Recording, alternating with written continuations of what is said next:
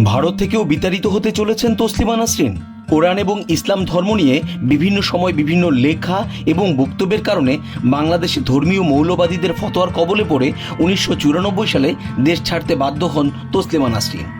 এরপর দীর্ঘদিন ইউরোপ আমেরিকায় বসবাসের পর ভারতে স্থায়ী হন। কিন্তু এবার কি আর ভারতে থাকতে পারবেন তিনি? আশঙ্কায় ভুগছেন নির্বাসিত লেখিকা তসলিমা নাসরিন।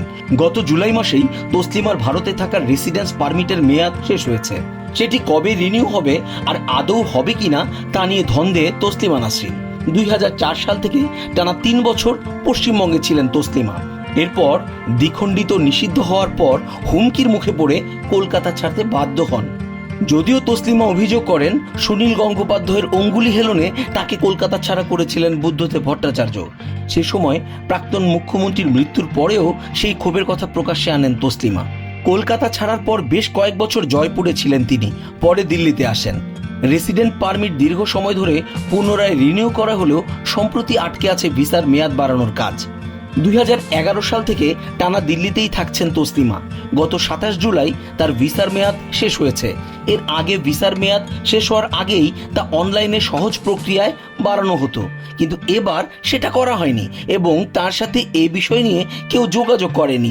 তিনিও ঠিক বুঝতে পারছেন না তিনি কি করবেন।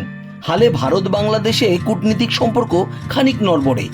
এর জেরেই কি আটকে গিয়েছে তসলিমার পারমিট? সাংবাদিকদের এমন প্রশ্নের জবাবে তসলিমা নাসরিন ইন্ডিয়ার একটি টিভি চ্যানেলকে দেয়া এক সাক্ষাৎকারে বলেন, বাংলাদেশের রাজনীতির সাথে আমার কোনো সম্পর্ক নেই।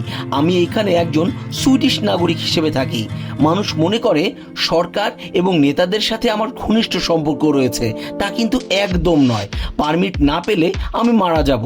এখন কোথাও যাওয়ার মতো অবস্থা নেই। তসলিমার বিশ্বাস তাকে দেশ ছাড়া করার পেছনে পদত্যাগী প্রধানমন্ত্রী শেখ হাসিনা এবং প্রাক্তন প্রধানমন্ত্রী খালেদা জিয়া দুজনেই সমান দোষী। কেউই চায়নি তসলিমা বাংলাদেশে থাকুক। তসলিমার পারমিট ইস্যুতে ভারত সরকারের তরফে এখনো কোনো মন্তব্য সামনে আসেনি। তাহলে এখন কি হবে তসলিমার?